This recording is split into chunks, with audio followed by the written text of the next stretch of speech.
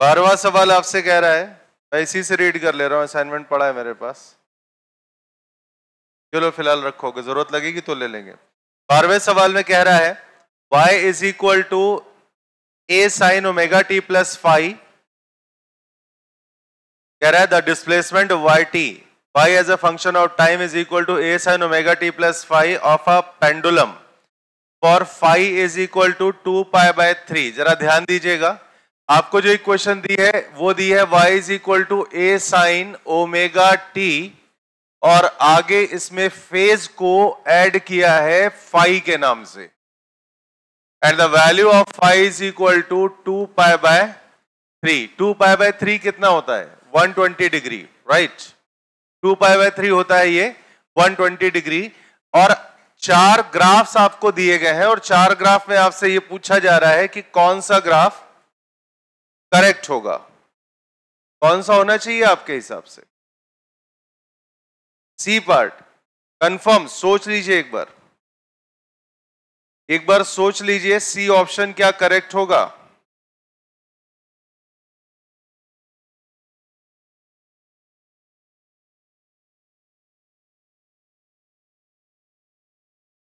Wait, आप इस equation को ऐसे लिख सकते हो y is equal to a sine omega t plus 2π/3। और अगर ज्यादा आपको कष्ट का सामना करना पड़ रहा है 2π/3 की वजह से, तो आप इसको लिख सकते हैं a sine omega t plus 120 degree. लिख सकते हो नहीं लिख सकते हो?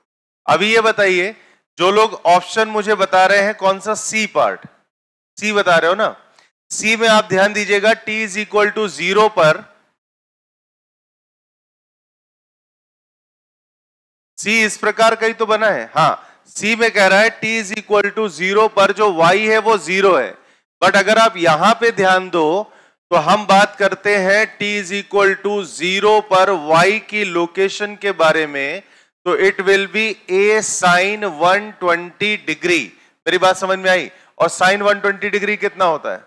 cos 60 के बराबर। आपको मैंने तरीका सिखाया था, 120 को लिख सकते हो 180 minus 60 and sine 180 minus theta is sine theta. तो साइन 120 निकल जाता है √3/2 which is equivalent to sine 60।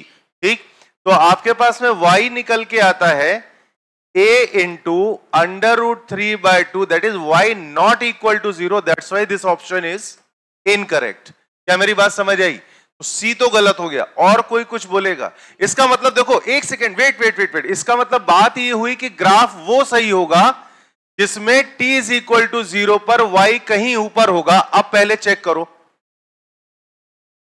आपको a मिल रहा है, आपको b मिल रहा है, लेकिन आपको d नहीं मिलना चाहिए। बताओ क्यों? क्योंकि d में भी ऊपर ही है, बट मैं मना कर रहा हूं, d क्यों नहीं मिलना चाहिए?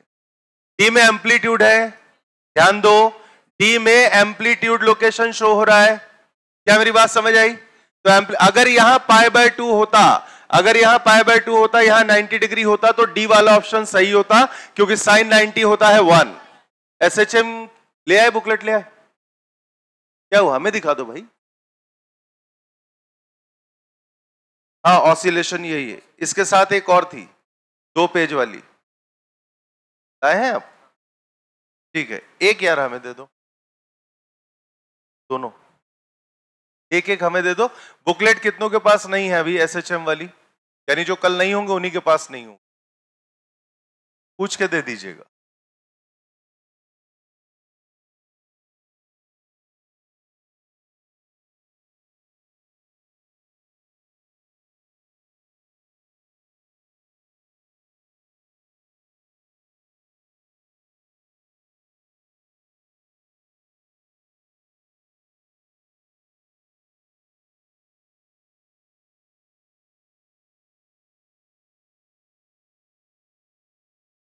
चलिए मैं वापस काम पे लगता हूं।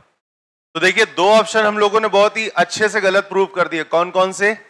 एक सी पार्ट और एक डी पार्ट। सी इसलिए नहीं हो सकता क्योंकि y 0 नहीं हो सकता था, because phase angle is 120 degree.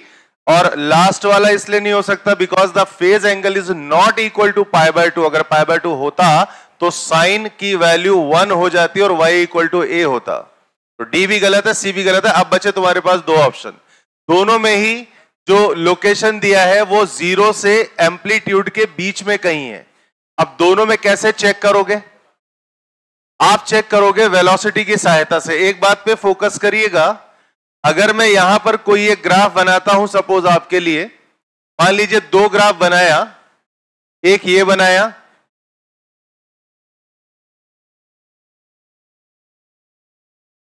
एक ये बनाया सपोज, और एक इसके बगल में और आपके सामने लेकर आता हूं, this one.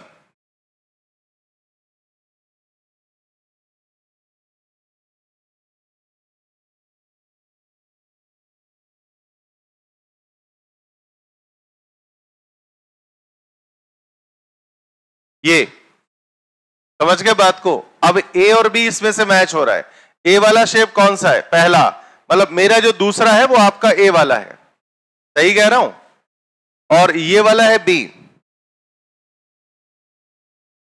Now you have to check out which one is correct. देखो जरा ध्यान से, आपको यहां पे क्या अंतर दिख रहा है? आपको यहां पे स्लोप का अंतर दिख रहा है। बताओ क्यों? क्योंकि अगर आप यहां पे टेंजेंट डालते हो तो ये स्लोप हो जाएगा पॉजिटिव, क्या कहते हो? और अगर आप यहां पे टेंजेंट डालते हो तो ये स्लोप नेगेटिव हो जाएगा। इतना तो क्लियर है। अब जरा आगे की कहानी देखना। अगर ग्राफ हमारे पास y वर्सेस t का है, then the value of slope will be equal to dy by dt, which is equal to, which is greater than 0। क्यों भैया?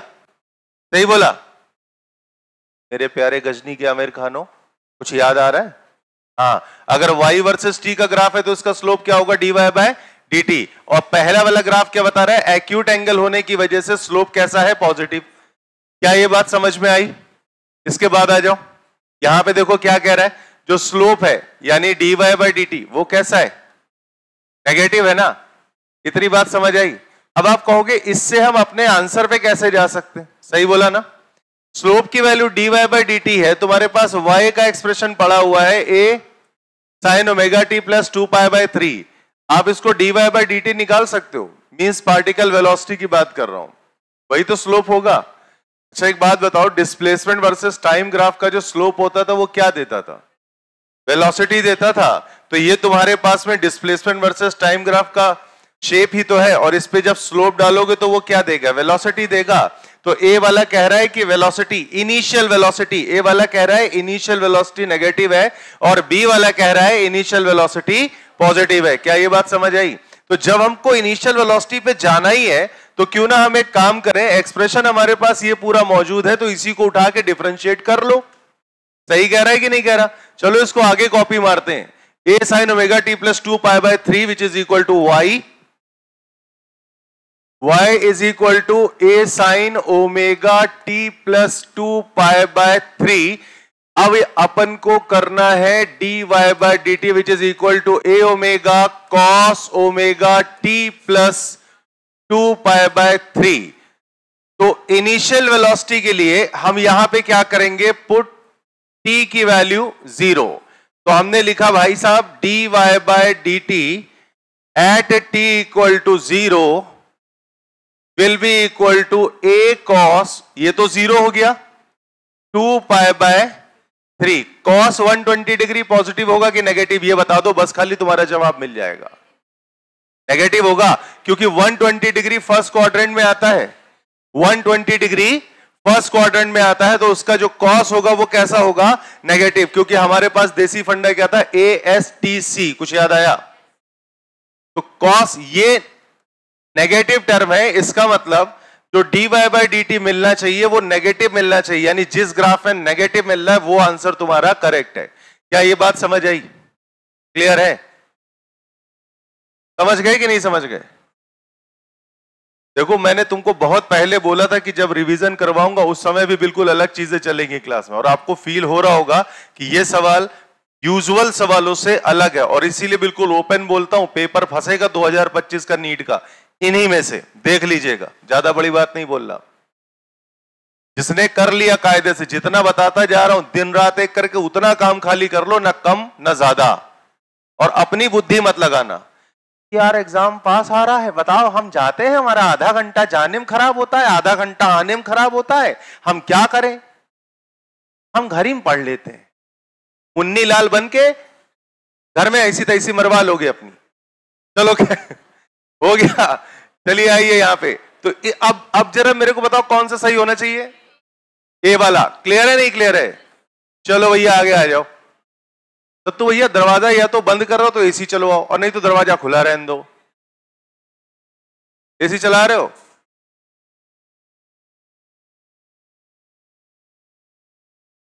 क्या ये क्वेश्चन समझ आया? क्लियर है कि नहीं? वेरी गुड, बहुत बढ़िया। अच्छा 17वें सवाल का जवाब यार तुम दो मेरे को। यार एनर्जी का कर्व है, बहुत कायदे से पूरे मतलब सम्मान के साथ आपको पढ़ाया था मैंने। कौन सा होगा? लास्ट वाला। क्लियर है नहीं क्लियर है? बहुत बढ़िया। इसी के बाद एक प्रश्न और आपकी राह देख रहा है, क्वेश्चन नंबर 18। एक क्वेश्चन और आपका रास्ता निहार रहा है, क्वेश्चन नंबर 18।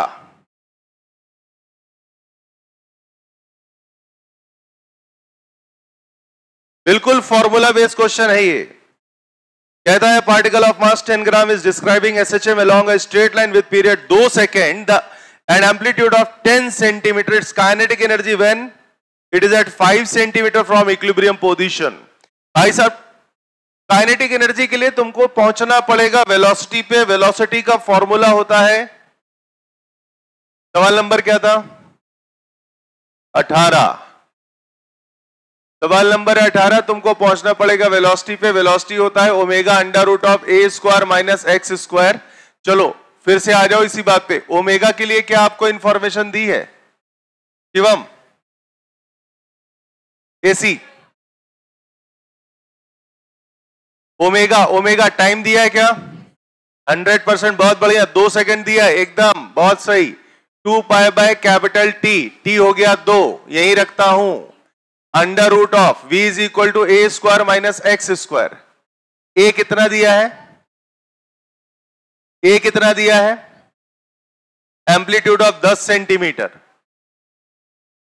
तुम इसको 10 सेंटीमीटर सेंटीमीटर में लगा दो तब भी आंसर तुम्हारा आएगा। वेलोसिटी सेंटीमीटर पर सेकंड में निकलेगी, क्योंकि यूनिट में अर्ग की देख रहा हूं। तो आप एमकेएस में कन्वर्जन मत डालिएगा वरना टाइम ज्यादा लग जाएगा। तो amplitude is 10 centimetre, its kinetic energy when it is 5 centimetre. तो 10 square is 100 minus 25, it will be root of 75। और ये रूट आपके लिए प्रॉब्लम इसलिए नहीं करेगा बिकॉज हम काइनेटिक एनर्जी निकाल रहे हैं जहां वेलोसिटी का स्क्वायर होता है। सही कह रहा हूं? अब तो आंसर निकाल दो। आ गया है? करते चलिएगा, छोड़िएगा नहीं। हाफ mv स्क्वायर, m दिया हुआ है 10 ग्राम, उसको कन्वर्जन मत डालिएगा बिकॉज हम सीजीएस में ही फॉलो कर रहे हैं अपने इस क्वेश्चन को।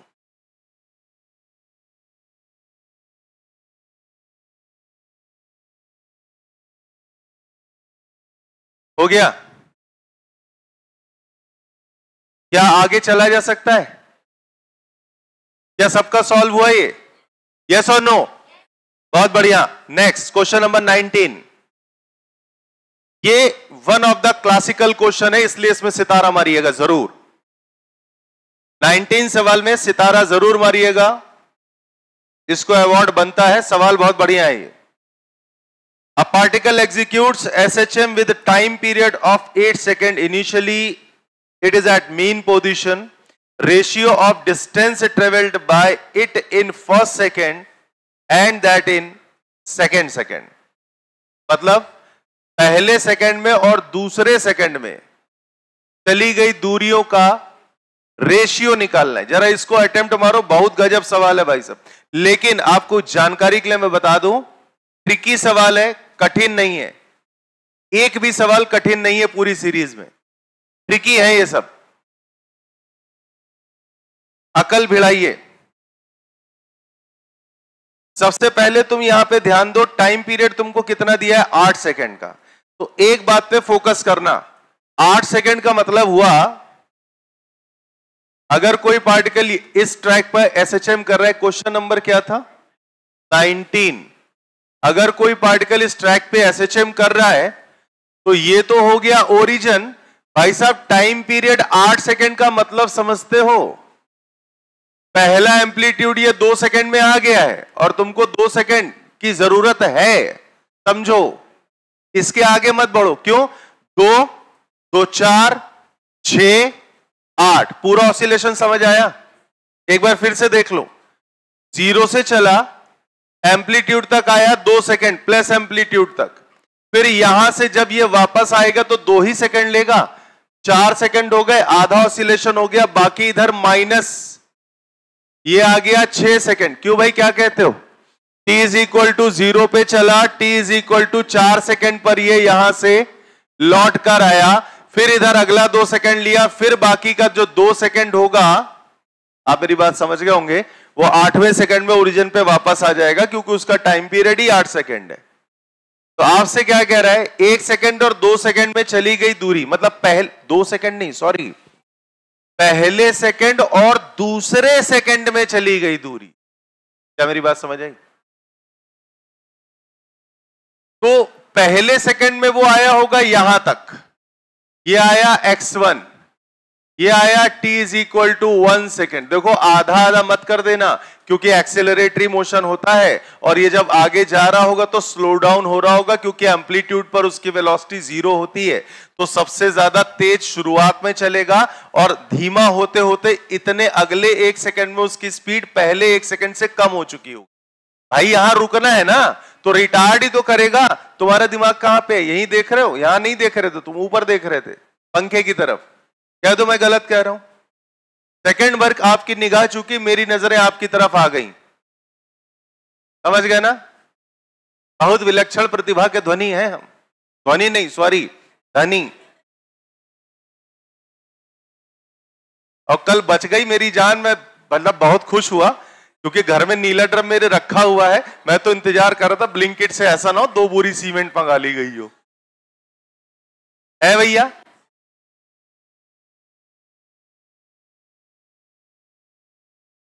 नहीं इतना भरोसा है खैर मुझे। ये सवाल किसने पूछा तो बताओ, हम गर्दन में भी पेन घुसा दें उसके। चलो इधर आ जाओ तुम लोग, साले तुम लोग को मैंने एकदम सर पे चढ़ा लिया ऐसा लगता है। हाँ भाई, क्वेश्चन पे वापस आ जाओ। x1 पहले सेकंड में चली गई दूरी, फिर से ध्यान देना, x2 दूसरे सेकंड में चली गई दूरी। तो आपको निकालना है क्या?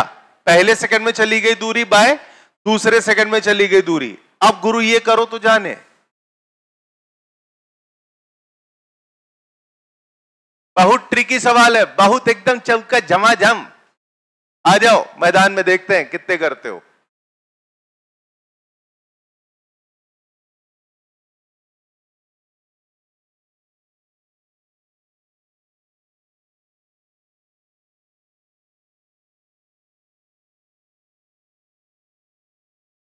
और अगर मैं आपको टास्क दे दूं कि इस सवाल को आपको मैक्सिमम 15 से 20 सेकंड में ही लगाना है, तब और मजा आएगा।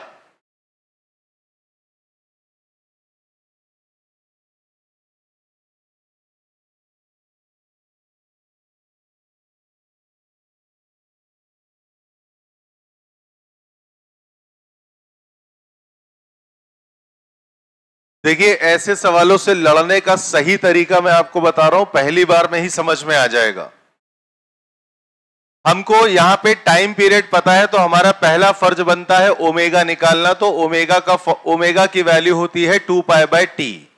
तो ओमेगा हो गया हमारा 2 pi by 8, that is equal to pi by 4। Origin से चल रहा है, हम बहुत ही सस्ती सुंदर और टिकाऊ वाली इक्वेशन अपनी रखेंगे, a sin ओमेगा टी। यहीं से शुरू हो रहा है, तो प्लस माइनस 5 का कोई मतलब नहीं है। ओमेगा की वैल्यू पाई बाय 4 आप चिपका चुके हो, तो this is equal to a sin pi by 4 into T which is equal to y। क्या यहां तक समझ आया? क्या यहां तक समझ आया? इसके बाद की बात कर लीजिएगा। हमको एक कैलकुलेशन नहीं करना है। कौन सा नहीं करना है? कि वो 2 सेकंड में कितनी दूरी चला। क्यों नहीं करना? हमें मालूम है 2 सेकंड पे कहां होगा, एम्पलीट्यूड पे। तुम चाहो तो यहां रख के देख लो, ऑटोमेटिकली समझ में आ जाएगा। तुम इसको 2 रखो तो ये कितना हो जाएगा, pi by 2 sine pi by 2 होता है 1, तो y is equal to a। क्या ये बात समझ आई? हमको निकालना है 1 सेकंड में चली गई दूरी, तो यहां पे मैं रखूंगा टाइम की value 1 second, that is equal to sin π/4। तो मैं फिर भी बहुत शरीफ सुधरन नेक सीधा साधा इंसान हूं, तो मैंने कहा at t is equal to 1 second, आपके लिए पूरा ही लिख देता हूं। तो मैंने कहा y is equal to a sin π/4 that is a/√2। Clear है? और इसी y को अपन लोग क्या नाम दे रहे हैं? x1। And x2 will be equal to, ध्यान से देख लेना, x2 will be equal to a minus x1 that is a minus a/√2। क्या ये बात समझ आई? क्लियर है? पहले बताओ गलत किसने कहा था जब मैंने कहा था मैं नेक सुलझा हुआ और शरीफ इंसान? साले डोसे वाले गरम तवे पे बैठा लूंगा और हिलने नहीं दूंगा। हाँ भाई साहब, अब हमारा जो आंसर होगा वो क्या होगा? x1/x2। क्या मेरी बात समझ आई? देखो सीरियस मत रहना, मौज लेते हुए पढ़ो, हमको नहीं देख रहे हो मौज लेते हुए पढ़ा रहे हैं, क्या दिक्कत है? कभी तुम मेरी मौज ले रहे हो, कभी हम तुम्हारी, और क्या, टेंशन नहीं लेने का। अब तुमको ये तो एहसास हो ही गया होगा कि हम ही एक इकलौते ऐसे टीचर हैं जिससे तुम इतना बोल लेते हो, तुम्हें हम पंखों को फड़फड़ाने का मौका दे रहे हैं। आ जाओ इधर, x1/x2। x1 कितना है भैया? x1 कितना है? काम पे लगे रहना, नालायकी मत करना। x1 है तुम्हारा a/√2, और ये देखो कितना है, a कॉमन ले लेना तो a कट जाएगा, a कॉमन ले लो, 1 माइनस 1/√2। समझ गए? समझ गए? a से कट गया, ध्यान देना, √2 भी कटेगा, लेकिन ये आ जाएगा पता है क्या? 1/√2 माइनस 1। बोलो क्या कहते हो? नहीं समझ आया क्या? नहीं आया? सुनो, ये 1/√2 था, इससे √2 एलसीएम लोगे। एक सेकंड मैं कर ही देता हूं ना, जितनी देर बोलूंगा उतनी देर में लिख दूंगा। तो 1/√2 और इधर हो जाएगा √2 माइनस 1/√2। अभी बोलो आता है?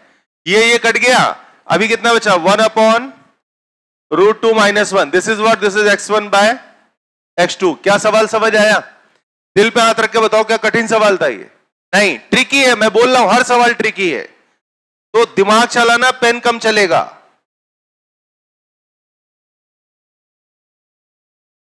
आंसर कौन सा आया? बी, बिल्ली।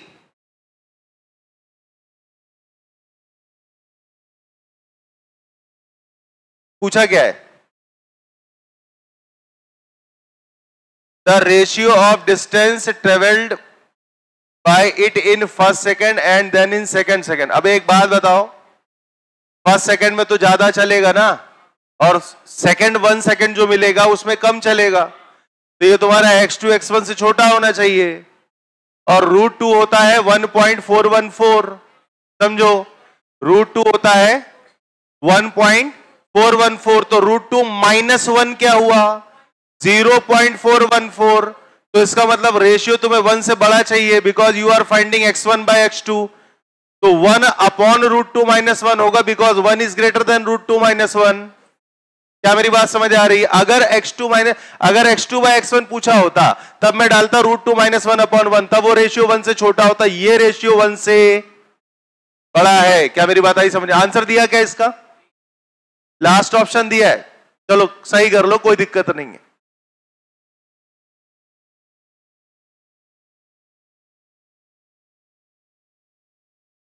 क्वेश्चन नंबर 22 स्वयं पढ़िए और अटेम्प्ट करने की कोशिश करिए।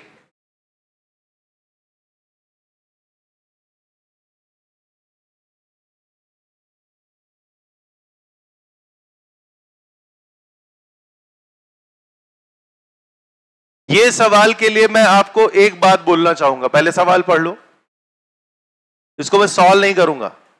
Two particles P and Q describe SHM of same amplitude A, same frequency F, along the same straight line.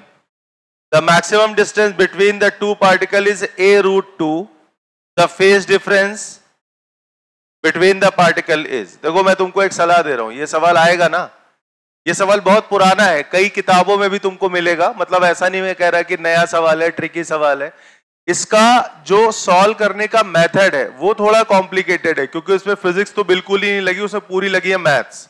और एक फॉर्मूला होता है sine C plus sine D, sine C minus sine D का, which is equal to 2 sine C minus D by 2 into cos C plus D, उल्टा बोला, which is equal to 2 sine C plus D by 2 into cos C minus D by 2। ये लगेगा तब ये सवाल solve होगा। तो मुझे ऐसा लगता है कि इस सवाल का आंसर तुम्हारे दिमाग में सेट हो जाए तो ज्यादा अच्छा है, क्योंकि अगर आया तो ये सवाल बिना डिजिट चेंज किए हुए आएगा। बात मेरी समझ रहे हो? अगर ये आया तो बिना डिजिट चेंज किए हुए आएगा। ऐसा नहीं सोचिएगा कि सर जैसे इस सवाल में दिया है कि दोनों के बीच की दूरी a√2 है, तो हमारे पास सर हो सकता है a√3 आ जाए। नहीं नहीं, बिल्कुल मना कर रहा हूं, नहीं आएगा, a√2 ही देगा, क्योंकि सेट आंसर है इसका π/2। बात समझो, क्योंकि जब इसकी मैथ्स को सॉल्व किया गया तो हमें एंगल भी तो वैसे मिलने चाहिए जिसके हम साइन कॉस आराम से ले सके, तो वो खाली a√2 का ही ले पाए, a√3 मिलेगा ही नहीं, और कोई नंबर मिलेगा ही नहीं आपको। अब मेरी बात समझ आई? इसका आंसर याद कर लो सीधे सीधे, खुला बोल रहा हूं, π/2। ध्यान रखना, अगर फंसा तो डायरेक्ट फंसेगा, वरना नहीं आएगा, इसलिए इसके मेथड पे मत जाना, और इसीलिए आपको इस सवाल दिखाया। Question number 25, y is equal to 2 sin π/2 plus phi, the maximum acceleration of the particle during SHM is equation based सवाल है। इसको यार तुम मुझे बताओगे कितना आ रहा है।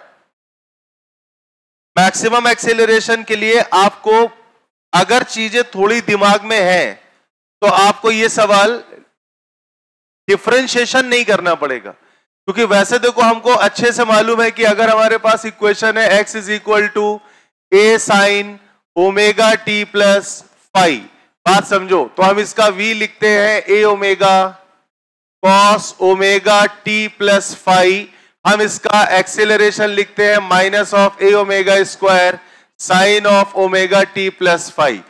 ये नहीं करने की जरूरत है अगर आपके दिमाग में छोटी छोटी बातें स्ट्राइक कर रही हैं तो। जैसे आपसे यहां एक्सेलरेशन नहीं पूछा है, आपसे यहां मैक्सिमम एक्सेलरेशन पूछा है, अगर ध्यान हो तो सही कह रहा हूं ना, आपसे मैक्सिमम एक्सेलरेशन पूछा है, और आपको मालूम होना चाहिए कि जो मैक्सिमम एक्सेलरेशन की वैल्यू है, क्या मेरी बात समझ गए, ए ओमेगा स्क्वायर को करस्पॉन्ड कर जाएगी। तो ओमेगा तो तुमको डायरेक्टली सवाल में ही पता है, और एक्सीलरेशन पता है, डायरेक्ट मारो ए ओमेगा स्क्वायर, काम खत्म।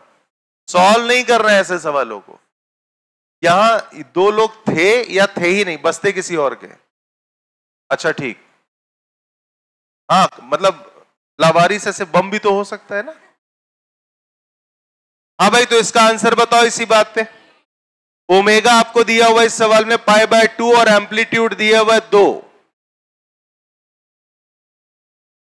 ओमेगा आपको दिया हुआ है π/2 और एम्पलीट्यूड आपको दिया हुआ 2 centimetre. Then a omega square means a max means, ये कैपिटल ए यहां पे करना चाहिए इस तरह से, is equal to a omega square. Now what is the value of a is 2 and omega square is pi square by 4 which is equal to pi square by 2. This is your answer. कौन सा मिला? Second option B. Question number 26,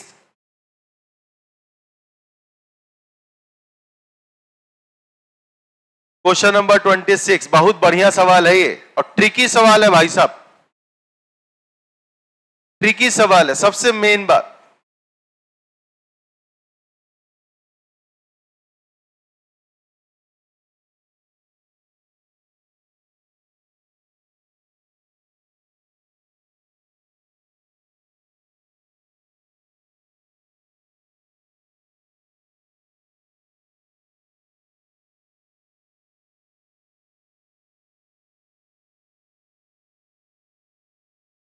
सवाल पढ़ा आपने? हम तो भी speed में पढ़ जाएंगे। कह रहा body is executing simple harmonic motion at a displacement x from its mean position, it's potential energy E1 is 2 joule and at a displacement y from the mean position its potential energy is 8 joule. The potential energy E at displacement x plus Y.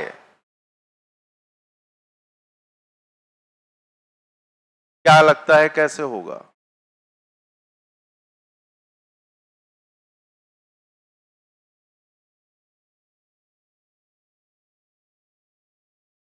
Potential energy का क्या सीधा formula half K X square होता है? इसी से होगा ये सवाल। ज्यादा अकल इधर उधर मत भगाइएगा, परेशान हो जाएंगे आप इस सवाल में। तिवारी जी कितना आंसर आया था? 18।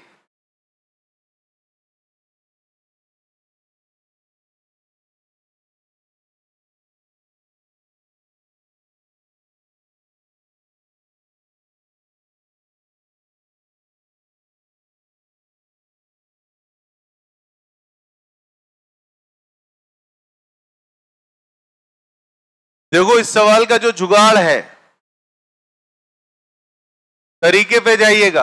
आपको E1 बोल रहा है। कौन सा सवाल था यार ये? 26। तो we are doing question number 26। हमको E1 पता है हाफ के x1 स्क्वायर, हमको पता है E2 हाफ के y स्क्वायर। x और y था, x1 y1 नहीं था, xy था। ये दो डाटा आपको दिया है, इनकी वैल्यूज मालूम है तुमको।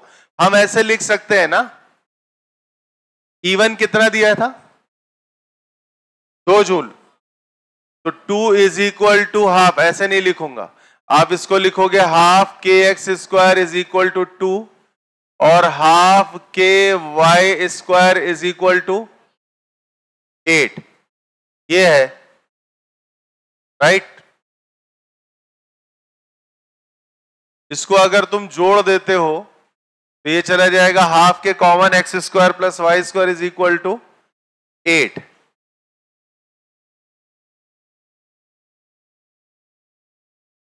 अकल भिड़ाव क्या हो सकता है इसमें? फिर उससे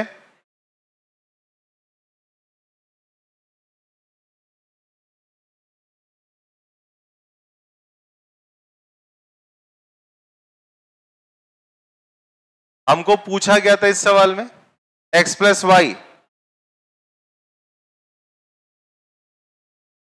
x प्लस वाई पूछा है। एक काम करते हैं ना, उसका भी एक्सप्रेशन लिख ही देते। हमको जो पूछा है, हमको पूछा है हाफ के x प्लस वाई का स्क्वायर। गुरु एक काम करते हैं, इसी की बैंड बजाते हैं। देखो क्या,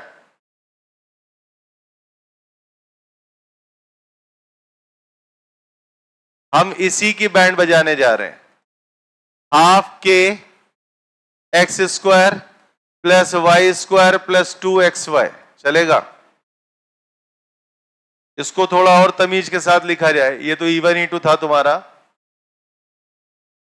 half K X square half K Y square plus 2, बाहर निकालो, हाफ के एक्स वाई।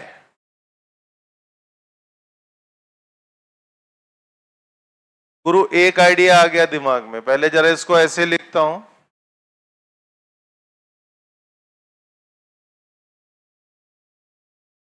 देखो ये तुमको डायरेक्ट मिल रहा है, मिला?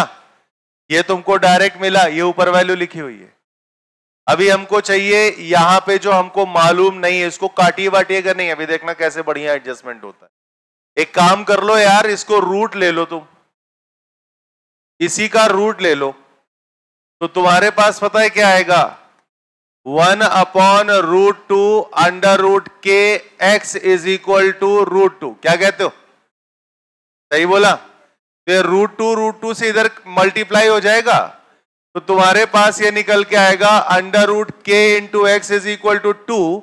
अच्छा, इसी प्रकार से हम यहां लिख सकते हैं 1/√2√k y is equal to 2√2। क्यों भैया? 8 का रूट क्या होगा? 2√2 होगा। अभी इसको √k/, रोको, आ गया आइडिया दिमाग में। कैलकुलेशन का खेल है। तो ये देखो, ये √2 और 2, मतलब ये √2 क्या हो जाएगा? 2 और 2 2 जा 4। तो डायरेक्टली क्या लिखा 4। खेल हो गया यार, इसको काट दो, इसकी ऐसी तैसी मारो। अब तो इसको क्या लिख सकते हो, रूट के एक्स इंटू रूट के वाई कर सकते हो। याद है कहां एक बार और ऐसा काम किए थे हम लोग, कहां किए थे, YDAC के केस में इंटेंसिटी के लिए हमने के को ऐसे ही तोड़ा था, तभी वो बना था अंडर रूट I1 I2। कुछ याद आया? वही ट्रिक यहां पे काम आई है, देख लो ध्यान से। के एक्स वाई है तो रूट के एक्स इंटू रूट के वाई। एक काम करते हैं, मैं आपके लिए, हालांकि नहीं लिखना चाहिए लेकिन आपके लिए मैं फिर से एक बार लिख रहा हूं, और इस बार ध्यान देना, अंडर रूट के एक्स इंटू अंडर रूट के वाई चलेगा। अभी तुम्हारे पास रूट के एक्स ध्यान दो, ये पड़ा है, रूट के वाई ये पड़ा है, क्या सारी वैल्यूज रख सकते हैं अब आप? ये पड़ा है 2, ये पड़ा है 8, ये पड़ा हुआ है 2। मेरे ख्याल से आप आगे काम कर लेंगे। करो इसी बात पे, बताओ वैल्यूज। अब बताओ आंसर क्या आ रहा? 18। ठीक, अब ये सॉल्व करना आपका काम है, मैं नहीं करूंगा। एग्जाम में आपको पूरा सवाल करना पड़ेगा।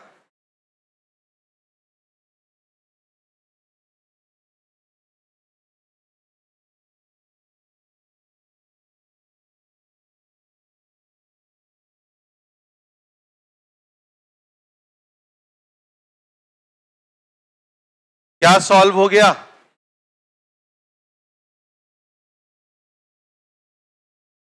नोट कर लीजिए, बहुत अलग तरीके का सवाल है ये, एनर्जी से रिलेटेड बिल्कुल डिफरेंट टाइप का क्वेश्चन है भाई साहब।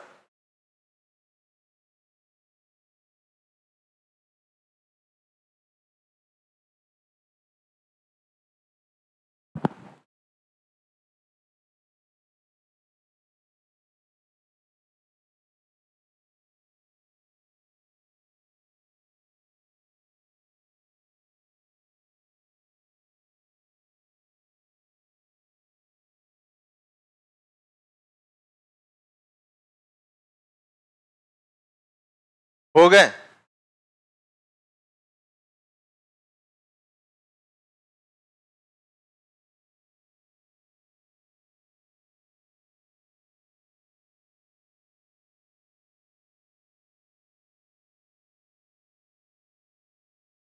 अगला,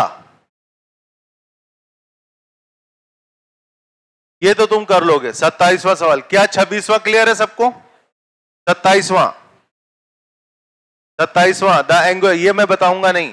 the angular velocity and amplitude of simple harmonic motion is omega and A respectively, and the displacement X from the mean position if its kinetic energy is T. देखो term थोड़े से confuse कर दिए तुमको। And potential energy V, the ratio of T and V. Kinetic energy and potential energy का रेशियो लेना है, ये आना चाहिए आपको सवाल। अभी कल भी मैंने लिखा था शायद ये काइनेटिक एनर्जी और पोटेंशियल एनर्जी का फॉर्मूला पूरा एक्स के फॉर्म में।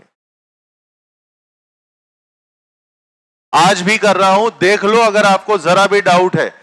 यार सारी मेहनत तुम्हारे लिए, अगर तुम्ही को कंफर्टेबल नहीं है तो फिर मैं क्या करूंगा, इसलिए दोबारा कर रहा हूं, ध्यान दो। एसएचएम के केस में जो टोटल एनर्जी होती है it is equal to half M omega square A square. SHM के केस में जो काइनेटिक एनर्जी होती है it is half M omega square A square minus X square. SHM के केस में जो पोटेंशियल एनर्जी यू होती है it is equal to half K X square, but K की वैल्यू होती है एम इंटू ओमेगा स्क्वायर। ये के आई होप याद होगा आपको, के की वैल्यू एम ओमेगा स्क्वायर होता है, दिस इज ये। अब यार तुम्हारा सवाल तो हो गया ना इतने से, ये आ गया तुम्हारे पास काइनेटिक एनर्जी और ये आ गया आपके पास में पोटेंशियल एनर्जी, दोनों डिवाइड करोगे तो half M omega square cut जाएगा which is equal to A square minus X square divide by X square. क्या मेरी बात समझ में आई? रेशियो वाइज सवाल हो गया, गुड, बढ़िया। अगला, ये इंटेलिजेंस बेस पे सवाल है, question number 29। A child swinging on a swing is in sitting position stands up, time period of swing। मतलब समझ लो एक छोटा बच्चा था, आपने देखा होगा नीम के पेड़ पे जो रस्सी बांध के झूला नहीं लगा देते पटरा वाला, तो उसी पे एक बच्चा बैठा था, कोई नहीं, वो झूल रहा था, फिर उसकी मर्जी आई खड़े होके झूलना है। बच्चे झूलते हैं कि नहीं? कितने झूले तुम में से खड़े होके ये वाला झूला? अब इतने सारे हो, तुम तो नहीं थी ना, तब ठीक है। हाँ, हम भी नहीं थे, ऐसा है नहीं है। खैर जाने दीजिए, एक बार हम बैठे थे, झूलन चलने से मना कर, हम नहीं चलेंगे, उतरो पहले, ऐसे आवाज आई थी। खैर आंसर करो इसका। वो बच्चा खड़ा हो गया है, अब खड़े होके झूला झूल रहा है, तो टाइम पीरियड क्या होगा? बढ़ेगा घटेगा? टाइम पीरियड कितने कह रहे बढ़ जाएगा? गुड। कितने कह रहे घट जाएगा? Very good. Time period is घटिंग। क्यों घटेगा भाई? इसलिए क्योंकि जैसे ही बालक खड़ा होगा सेंटर ऑफ मास ऊपर आ जाएगा, तो एल इफेक्टिव कम हो जाएगा। लिख लो इस पॉइंट को, जिन्होंने गलत सोचा लिख लीजिए। मोड़ा जब खड़ा होगा, मतलब बालक जब खड़ा होगा, तो सेंटर ऑफ मास ऊपर आ जाएगा। बालक जब खड़ा होगा तो centre of mass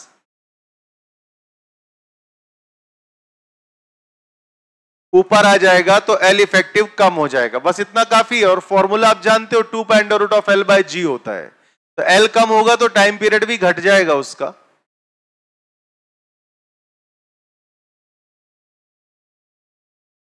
question number 30 हो गया। Question number 30, a simple pendulum oscillates in air with time period t and amplitude a as the time passes। बहुत बढ़िया, सोचो क्या है। और तुमको एक हिंट दिया है, it is the case of damped oscillation. और डैम्ड ऑसिलेशन तुम्हारे सिलेबस में नहीं, लेकिन इस तरह का सवाल आ सकता है। कह रहा है एयर में एक एसएचएम चल रहा है, यानी कि रियल एसएचएम की बात हो रही। एक बात बताइए, एक बॉब को धागे से बांध के तुम छोड़ देते हो, थोड़ी देर बाद ऑसिलेशन बंद हो जाता है। क्या चेंज होता है, क्या चेंज नहीं होता, उसी पे बेस है ये सवाल। बहुत सही क्वेश्चन है भैया। A simple pendulum oscillates in air with time period t and amplitude a as time passes. Both t and a decrease. Yes or no? नहीं? अच्छा, सब लोग सी पहले ही बोले दे रहे हैं। सही जवाब है time period is same and A decrease. याद रखिएगा। क्वेश्चन नंबर 31 क्लास में भी कराया था मैंने इस तरह का सवाल, मुझे याद है अच्छे से। A simple pendulum is made of body which is a hollow sphere containing mercury suspended by means of wire. If a little mercury drained off the period of pendulum। आपको याद है मैंने बोला था कि स्फीयर में तुमने पानी भर दिया, पानी भरने के बाद टाइम पीरियड घटा या बढ़ा? तो वो घटा था क्योंकि पानी जैसे ही भरा सेंटर ऑफ मास ऊपर आ गया था। अभी उल्टा केस हो रहा है, मरकरी भरी है स्फीयर में, मरकरी थोड़ा गिर गई तो सेंटर ऑफ मास नीचे आएगा कि नहीं आएगा? आएगा ना। तो एल इफेक्टिव घटेगा या बढ़ेगा? बढ़ेगा। एल इफेक्टिव बढ़ेगा तो टाइम पीरियड बढ़ जाएगा। क्या मेरी बात समझ आई आपको? नेक्स्ट सवाल में करेक्शन है 32 में। पहले करेक्शन ही ले लीजिएगा। पहला ऑप्शन है 1 सेकेंड, दूसरा ऑप्शन है p second. That is not p, it is equal to pi. तो 32 का b पाई, 32 का c 2 पाई और 32 का d 4 पाई। समझ गए? Very good. अब क्वेश्चन पढ़ते हैं। If the magnitude of displacement is numerically equal to that of acceleration. क्या बात है, बहुत बढ़िया। तो टाइम पीरियड पूछ रहा है और मैं चाहूंगा इसको तुरंत फॉर्मूले से आप सॉल्व कर दें। जिन्होंने नहीं किया मैं उनको सेकंड 20 सेकंड दे सकता हूं इस सवाल के लिए, वो भी ज्यादा है, नहीं तो 10 सेकंड में पलटाओ इस सवाल को। आपको केवल फॉर्मूला लगाना है। देखो एक्सेलरेशन का फॉर्मूला क्या होता है? A is equal to minus omega square X. याद है कि नहीं? A is equal to minus omega square X. This is the formula of acceleration and this is also equal to displacement. तो आपको लिखना क्या है? X is equal to omega square X. X S cut गया, omega square की value आ जाएगी 1। क्या कहते हो भैया? क्या इतना समझ आया? ओमेगा स्क्वायर की वैल्यू कितनी आ जाएगी? 1। एंड ओमेगा कितना होता है? 2 pi by T, that is 4 pi upon T square is equal to 1। बस इसके आगे निपटाओ आंसर।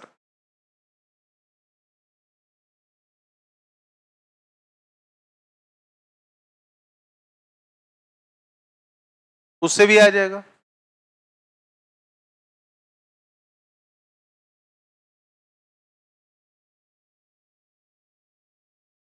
क्या हो गया? क्या क्वेश्चन हो गया? यस और नो? कोई ऐसा जीवित प्राणी जिसको उस सवाल में दिक्कत है? बोलो। चले आगे, चलिए।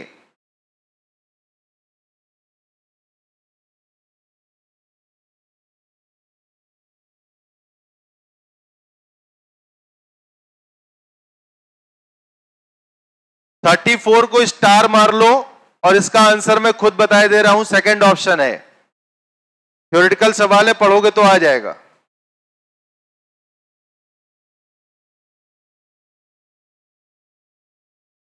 35 आप पढ़ेंगे और इसका आंसर पढ़ते ही 3 सेकंड में आपको देना है।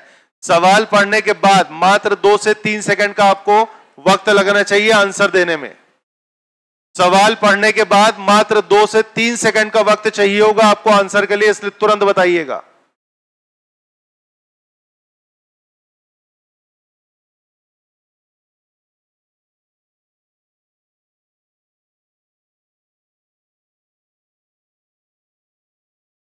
जिस रफ्तार से तुम सवाल पढ़ रही हो तुम्हारा पेपर छूट जाएगा। बोलो पेपर लो, ये असाइनमेंट लो, मुझे पेंसिल लो अपनी। कौन सा सवाल था ये? 35। जरा मेरी तरफ देखिएगा और फोकस करिएगा मैं क्या कहना चाह रहा हूं। कुछ सवाल ऐसे होते हैं जिन्हें आपको रॉकेट की स्पीड से पढ़ना होता है, कुछ ऐसे होते हैं जिन्हें आराम से पढ़ना होता है। अगर रॉकेट वाले सवालों को आराम से पढ़ोगे तो आपका पेपर छूटेगा। ध्यान से सुनो कैसे नहीं पढ़ना है आपको ऐसा सवाल। A vertical mass spring execute simple harmonic motion with a period of 2 seconds. A quantity of system which exhibits simple harmonic motion with a period of 1 second is velocity, potential energy, phase difference between acceleration and displacement, difference between kinetic energy and potential energy. अब उसका answer आप mark करोगे सोच के। ये आपको नहीं करना, वेट वेट वेट, ये आपको नहीं करना है। करना क्या है वो सुनना। आपके पास इस तरह का थ्योरेटिकल सवाल है, देखो दिमाग में फंडे क्लियर होने चाहिए आपके, तब की बात बता रहा हूं, और नहीं तो आराम से पढ़ो, गलत होने से तो अच्छा ही है। सीधी बात है भाई।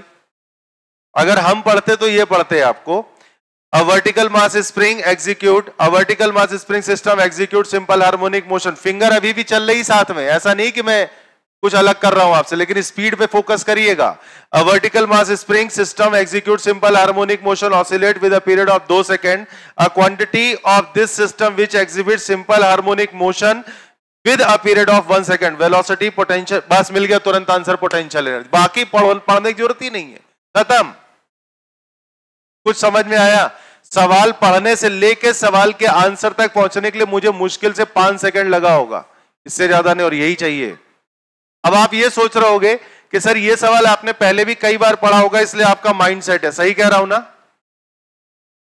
फिर से बुकलेट लाओ, इस पे हाथ रख के कह रहा हूं पहली बार सॉल्व करवा रहा हूं और पहली बार आप ही के सामने पढ़ रहा हूं, और बताओ, या ज्यादा से ज्यादा दूसरी बार पढ़ रहा हूं। ये लो पकड़ो।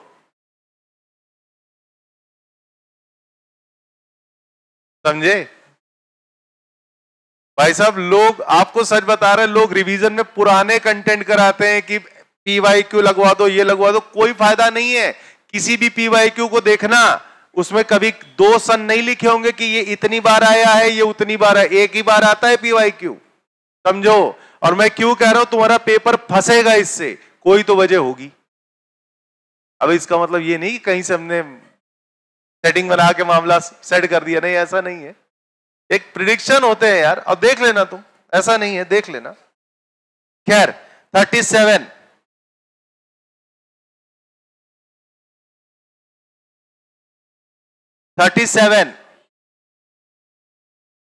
क्योंकि 37 कॉम्बिनेशन बेस्ड है इसलिए इंपॉर्टेंट है, सितारा मार लेना। पहले नीचे की जो 2 स्प्रिंग है वो पैरेलल लगी है, वो आपस में जुड़ेगा के इफेक्टिव के लिए। उसके बाद के और के की है ना, तो वो नीचे आ जाएगा तुम्हारा 2K, फिर वो 2K के साथ में जो ऊपर वाली स्प्रिंग है वो सीरीज कॉम्बिनेशन बनाएगी, then effective is 1/2K plus 1/2K, then answer is K। क्या मेरी बात समझ आई? कितनों को समझ में आ गया है सवाल? बहुत बढ़िया। द आंसर इज के। नेक्स्ट, ये सवाल बढ़िया है भाई साहब। धासु क्वेश्चन नंबर 38, बहुत सही सवाल है। ट्रिकी कैलकुलेशन है इसके, बात मानिए मेरी, ट्रिकी कैलकुलेशन है। सवाल आपको पढ़ने में यूजुअल लगेगा लेकिन होगा नहीं जल्दी, देख लो चाहो तो तुम। A particle at the end of spring, a particle at the end of a spring executes SHM with a period T1 while the corresponding period for another spring is T2। यानी कि क्या किया, दो स्प्रिंग के motion आपको बोले गए, एक का टाइम पीरियड है T1, एक का टाइम पीरियड है T2। If the period of oscillation with the two spring in series combination T, इसका आंसर आएगा बी पार्ट जिसमें करेक्शन है। पहले तो करेक्शन लिख लो, इसका आंसर बिल्ली आएगा। T square is equal to T1 square plus T2 square, that's it. T square is equal to T1 square plus T2 square. इस सवाल को आपको एक्चुअली टाइम के फॉर्म में करना ही नहीं है, इस सवाल को आपको के फॉर्म में करना है। सबसे बढ़िया ट्रिक इसकी यही है, ध्यान रखना। और जो टाइम में उलझ गया वो कर ही नहीं पाएगा क्वेश्चन। आपको जब स्प्रिंग 1 की बात करी गई है, ये सवाल नंबर क्या है भाई, 38। तो जब हमने पहली स्प्रिंग की बात करी तो टाइम पीरियड है T1, के को लिख देंगे K1, बात समझो। और स्प्रिंग का कोई भी ऑसिलेशन हो, चाहे वर्टिकल चाहे हॉरिजॉन्टल, टाइम पीरियड की वैल्यू होती है 2 pi under root of m by k। क्या कहते हो भाई, तो ये आ जाएगा तुम्हारा T1 is equal to 2 pi under root of m by K1। तो K1 निकाल लो यहां से, तो ये आ जाएगा T1 square is equal to 4 pi square m by K1। तो K1 आएगा तुम्हारा 4 pi square m by T1 square. गुरु एक बात बताओ, जब मैं T2 लिखूंगा तब भी यही कांस्टेंट आएगा 4 पाई स्क्वायर m का, तो क्यों ना मैं इसको यहीं पे एक प्यारा सा नाम दे दूं, क्यों भैया, क्या नाम दे इसको, कोई भी एक कांस्टेंट Q लिख देता हूं, Q बाय T1 स्क्वायर, चलेगा। इसी तरह से ध्यान देना, अगला लिखूंगा similarly K2 is equal to Q by T2 square.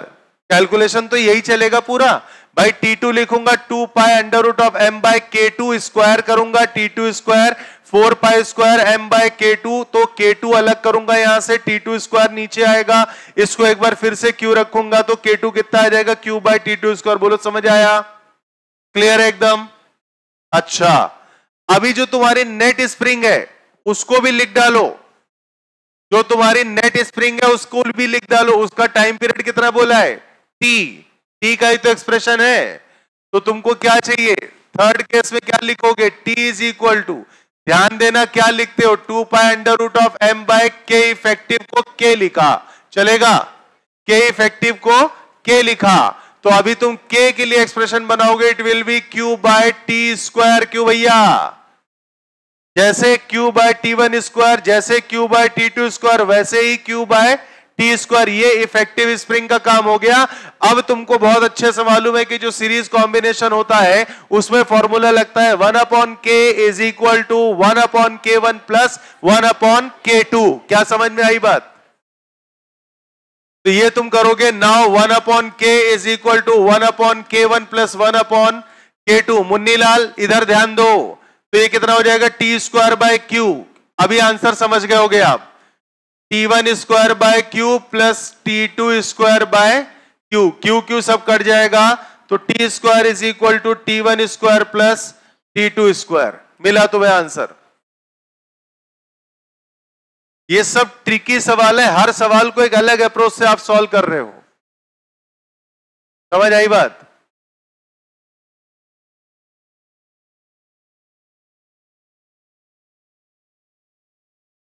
क्या सॉल्व हुआ,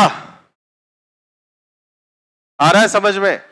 कोई ऐसा जीवित प्राणी जिसको समझ में नहीं आ रहा हो, ये क्वेश्चन क्लियर हो गया, very good.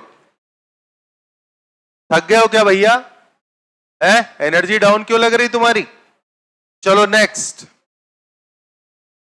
Question number 40, one of the best question, बहुत सही सवाल है भाई साहब। Graph plus SHM plus y is equal to mx plus c। 3 फंडे हैं, ध्यान रखना। पढ़ लो सवाल एक बार।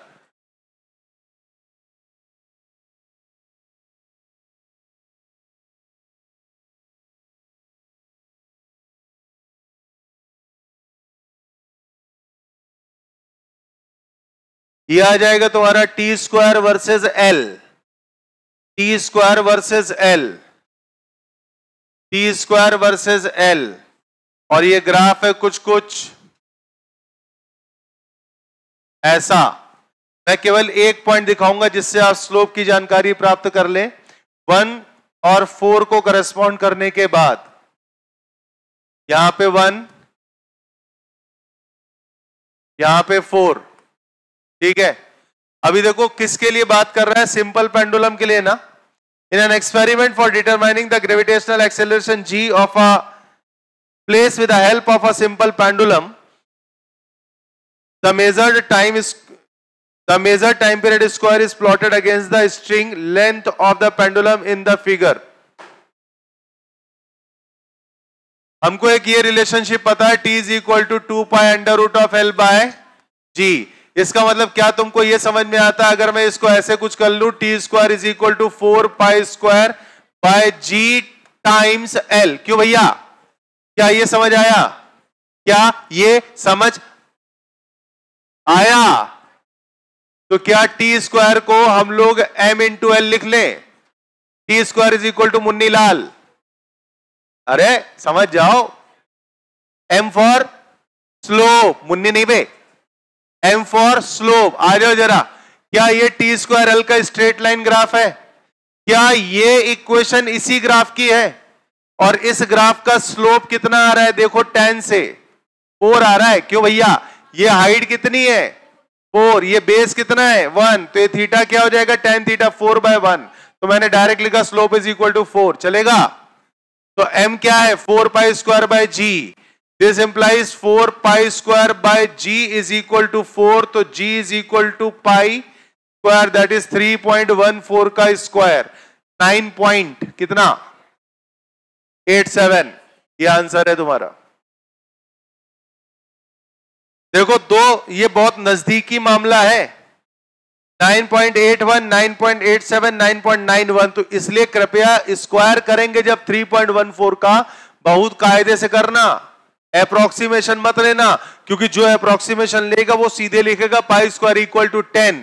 नहीं करना है, क्योंकि आप ध्यान तो बहुत नजदीकी मामले से आंसर वेरी कर रहे हैं यहां पे, ठीक।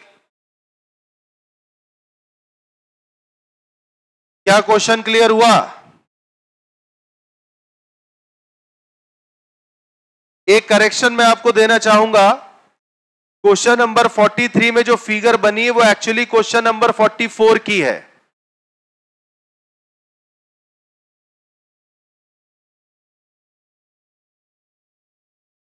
कौन से सवाल में? 41 में।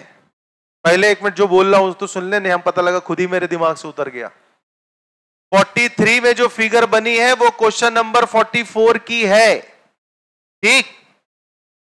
मेरी बात समझ गए? अब कौन सा सवाल में करेक्शन दिए थे कल?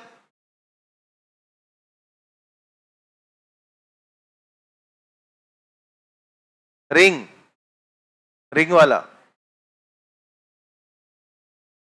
करेक्शन आपने कर लिया। अब आइए क्वेश्चन 41 पे। देखो कोई भी फिजिकल पेंडुलम है, तुमको पहले मैं एक बात बता दे रहा हूं, फिजिकल पेंडुलम क्या होता है? जब किसी रियल बॉडी को कील ठोक के हम लटका देते हैं। नहीं समझे मेरी बात? जैसे मान लीजिए अब ये बुकलेट आप देख रहे हो, मेरे को इसको एक पेंडुलम बनाना है, तो मैंने क्या किया, यहां पे अगरबत्ती जलाई और यहां पे ऐसे सुराख कर दिया, यहां से ऐसे धागा बांध दिया और इसको ऐसे छोड़ दिया। अब ये ऐसे मूव करेगा, ये SHM है, स्मॉल ऑसिलेशन के लिए। मेरी बात समझ आई कि नहीं आई? इसका टाइम पीरियड निकालना होता है।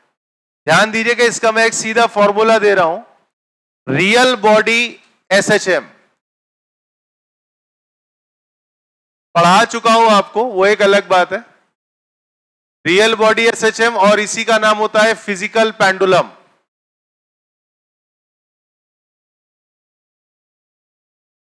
और उसमें भी आपको डायरेक्ट ट्रिक बताई थी, मेरे को अच्छे से याद है। T is equal to 2 pi I यानी moment of inertia upon mgl, और L क्या है वो सुन लो। I क्या है, जिस पॉइंट से या जिस एक्सेस पर वो SHM कर रहा है उसी एक्सेस के अबाउट उस बॉडी का मोमेंट ऑफ इनर्शिया, पहला पॉइंट।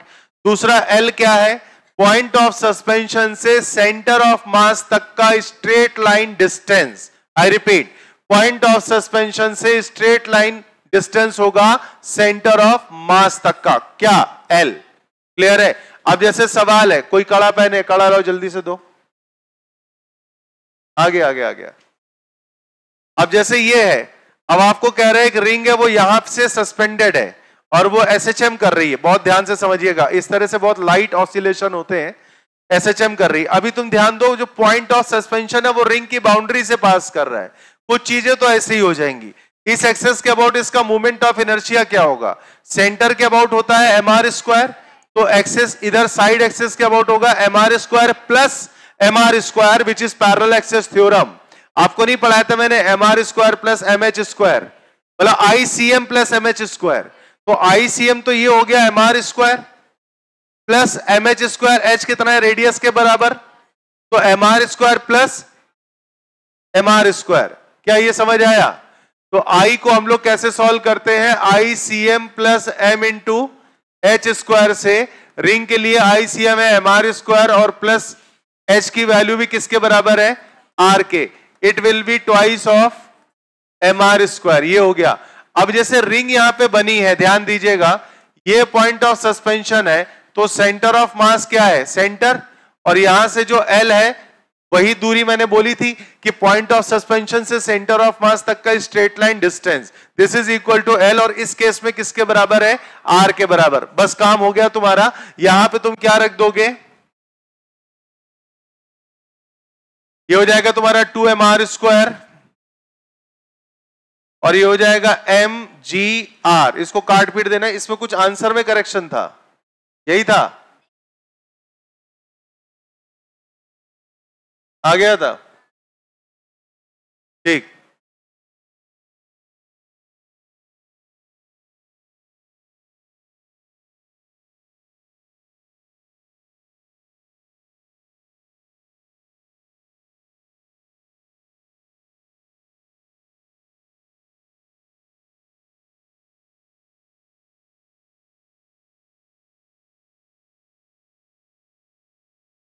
हो गया, अगले पे आओ। एक फॉर्मूला लगता है बहुत बढ़िया सा, और ये भी पढ़ाया हुआ है 42,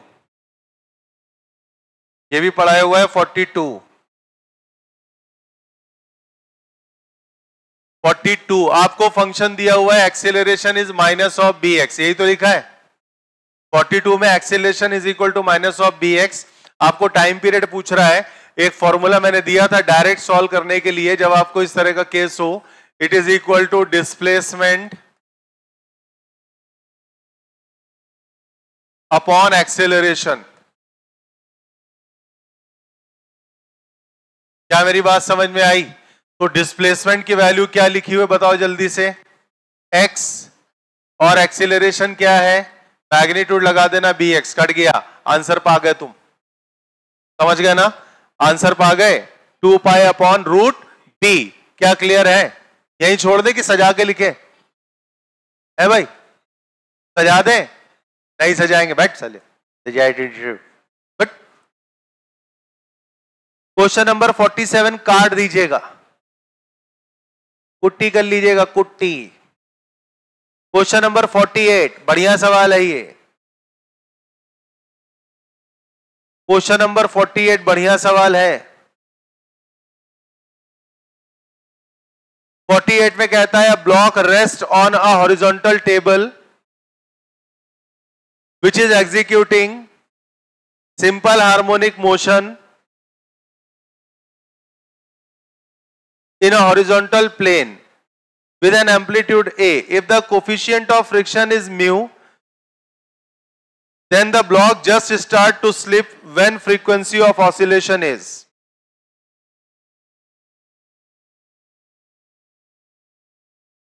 क्या होगा इसमें? देखिए स्प्रिंग के द्वारा जो स्प्रिंग फोर्स होगा उसको आप लिमिटिंग फ्रिक्शन के बराबर कर दो, काम खत्म हो जाएगा। मैक्सिमम स्प्रिंग फोर्स लिख लो फंडा, सवाल का फंडा लिख लीजिएगा, समय कम है, सवाल का फंडा लिख लीजिए। Maximum spring force is equal to limiting friction. Maximum friction force is equal to limiting friction. 58 वाला सवाल काट दीजिएगा, 58 वाला सवाल काट दीजिएगा। सवाल नंबर 56 है आज का अंतिम प्रश्न। 55 में करेक्शन दिया था कोई? A second pendulum is placed in space laboratory orbiting around the earth। ठीक है, उसका आंसर इनफाइनाइट ही होगा।